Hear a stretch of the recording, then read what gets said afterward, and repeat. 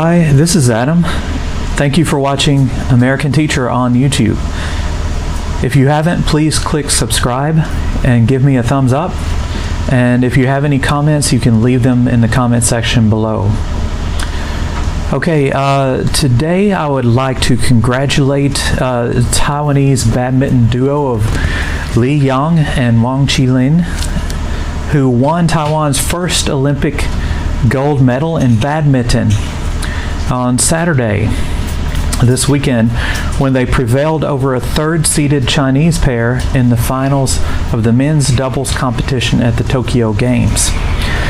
Li and Wang, both first-time Olympians, defeated Li Yuchen and Li Junhui of China 21-18, 21-12 in a 34-minute final at Tokyo's Musashino Forest Sport Plaza.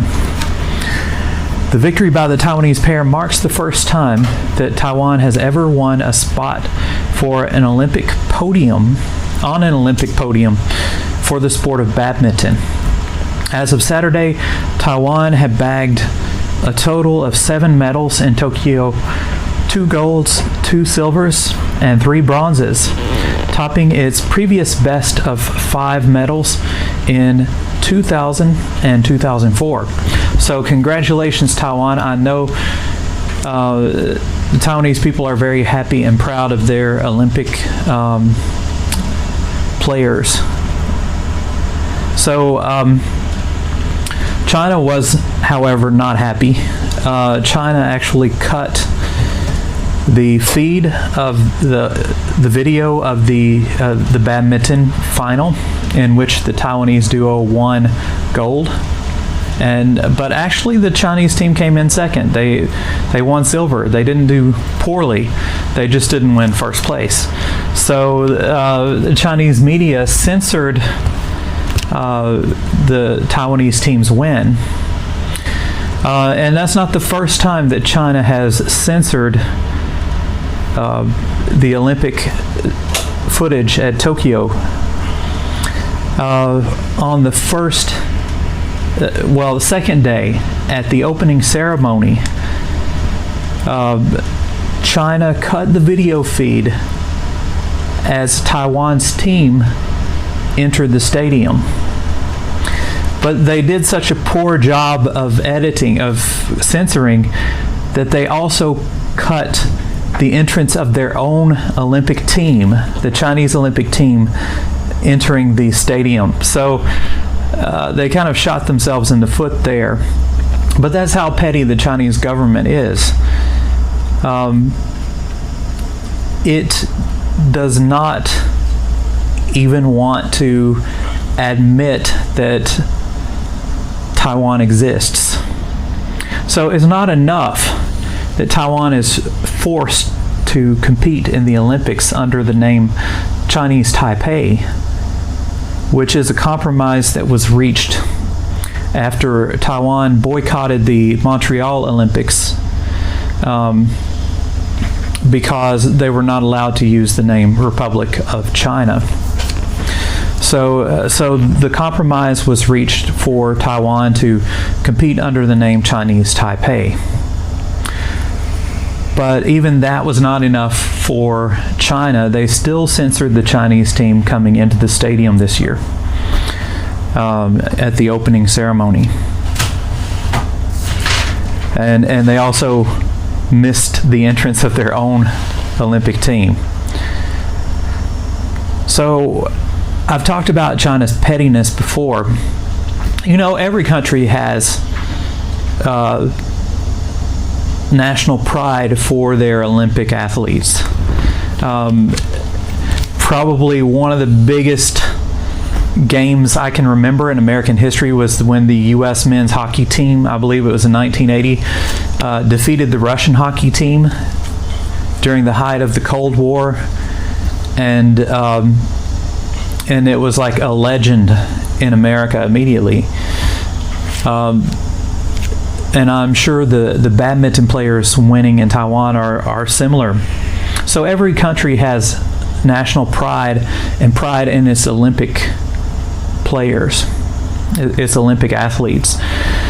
But when you start censoring other countries because you don't want to admit that they exist, and you don't want to admit that they have bested your country's athletes in a fair competition, that's pushing things a bit too far. But I mean, it's par for the course for China lately. They are becoming so thin-skinned that they cannot accept any criticism, and they try to broadcast their version, their alternative version of reality, in which they believe Taiwan is part of China. Actually, Taiwan was never part of the People's Republic of China. Actually, if you want to go back to the history, and I might have talked a little about this before, I'm not going to get into detail, but there was a civil war back in the early 1900s between the Kuomintang, which was a political party in China, and the communists. And what happened is the Kuomintang were losing the Chinese Civil War at the time. So they retreated. The Kuomintang retreated to the island of Taiwan. And declared that the island of Taiwan was the true headquarters of China, because the Kuomintang saw themselves as the leaders of all of China. Of course, reality was different.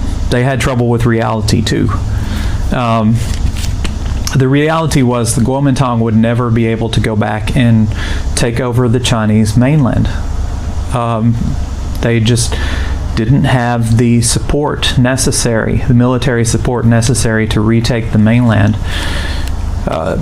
They might have hoped that America would help them, but America wasn't about to get involved in a civil war on inside China. For years, America did recognize the Republic of China as the true government of all of China, but as it became increasingly clear that that the Kuomintang would not retake the mainland, U.S. switched their recognition of the Chinese government to the Communist Chinese government, the People's Republic of China. So that's why we have two Chinas in name.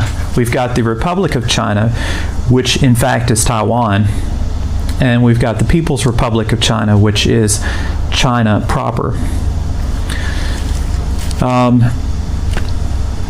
So it has become a thorn.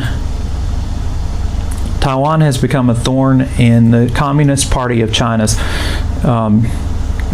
side, because Taiwan became a democracy in the late 1990s. Within the span of a short period of time, they went from being controlled by the Kuomintang and not being able to vote for their president and their main politicians to becoming fully democratic. And mainly thanks to President Lee Teng-hui. So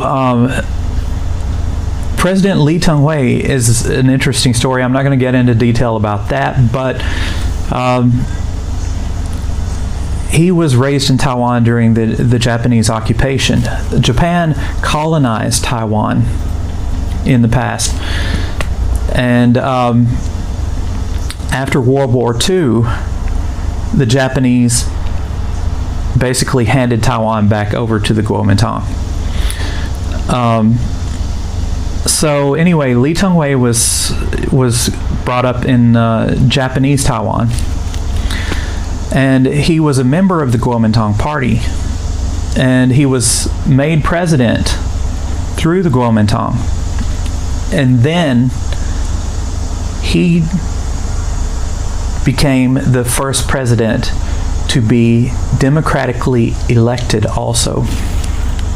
So he was first appointed president, then they had democratic elections, and he was elected president. And a lot of the democratic reforms came through his government that allowed Taiwan to become the democracy that it is today. He passed away recently. He made it into his late 90s or mid 90s. He lived to be very old, President Lee. So anyway, Taiwan became democratic. This is a big problem for the Communist Party of China. They have often tried to paint Chinese people as a race, a unique race that must be controlled. I know this sounds ridiculous, but this is what the Communist Party has been trying to tell Chinese people around the world. Chinese people are a unique race. They need to be controlled and united under one government. This is what the Communist Party says. But Taiwan proved that wrong. I mean, of course, any rational thinking person would know that that's a ridiculous statement, that Chinese people need to be controlled by a powerful central government.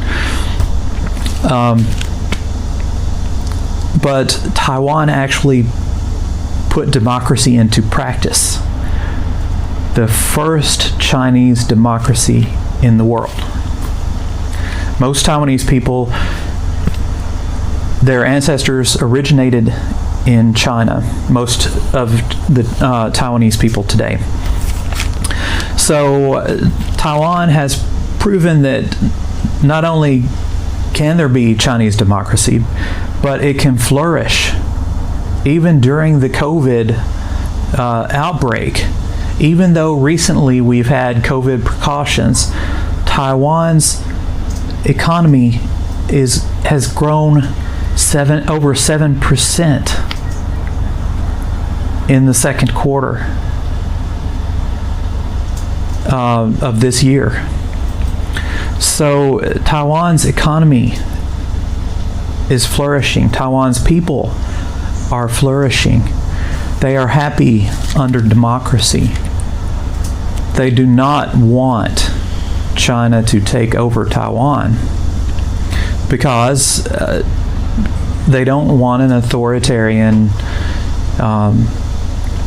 despotic rule over them.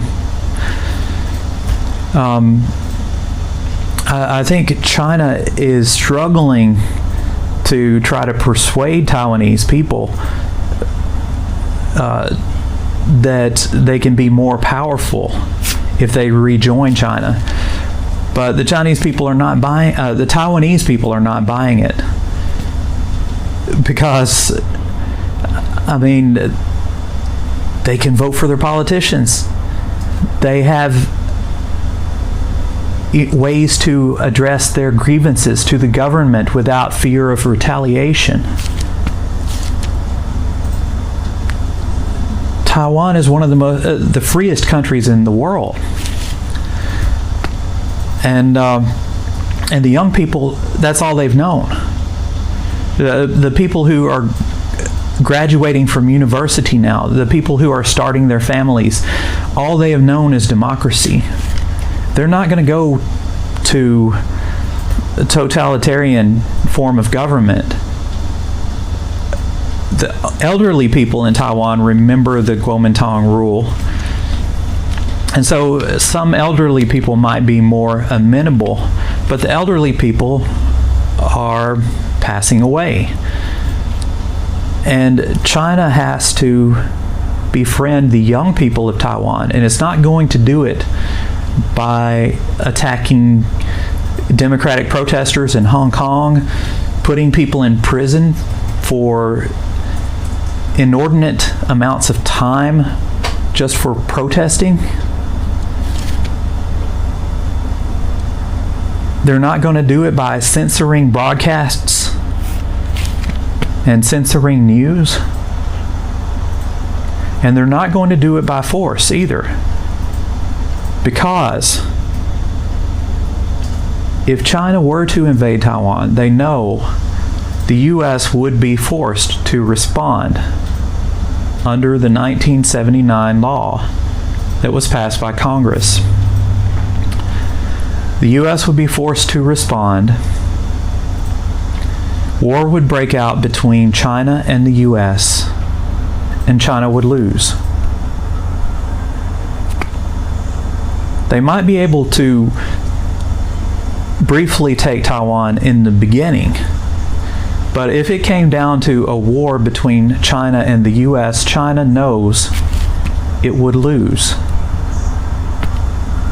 Its technology is catching up, but it has not yet paralleled the U.S.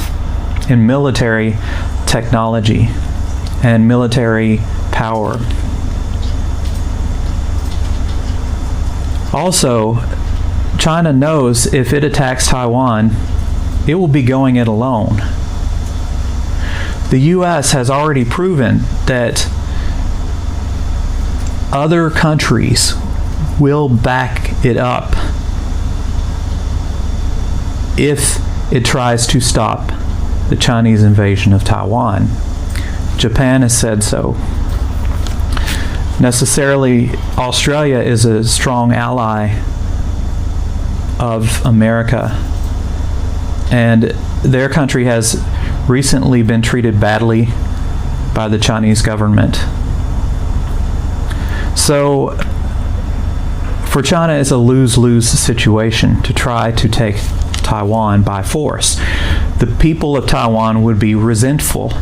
They would be trying to control a population that did not respect their rule, and a population that resented them.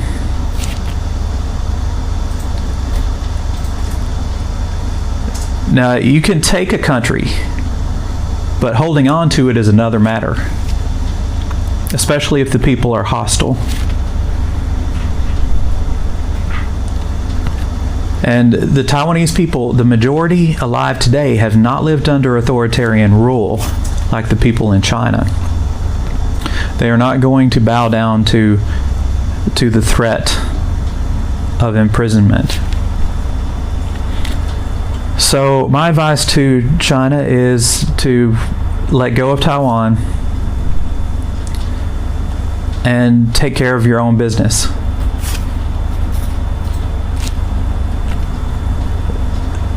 If you press ahead with trying to take over Taiwan illegally, then there will be world war, and there will be millions and millions of lives lost. So China often says that the choice for peace is up to other countries, but actually the choice for peace is up to China. Okay, if you have any questions, thank you for watching American Teacher TV, American Teacher on YouTube. If you haven't, please give me a thumbs up and subscribe. Bye-bye.